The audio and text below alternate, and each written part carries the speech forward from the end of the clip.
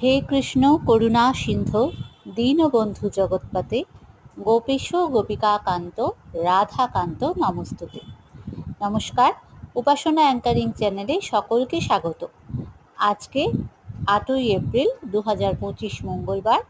আজকে সকালবেলায় আমি আমার গোপের সোনাকে খুব সুন্দর করে সাজাচ্ছি।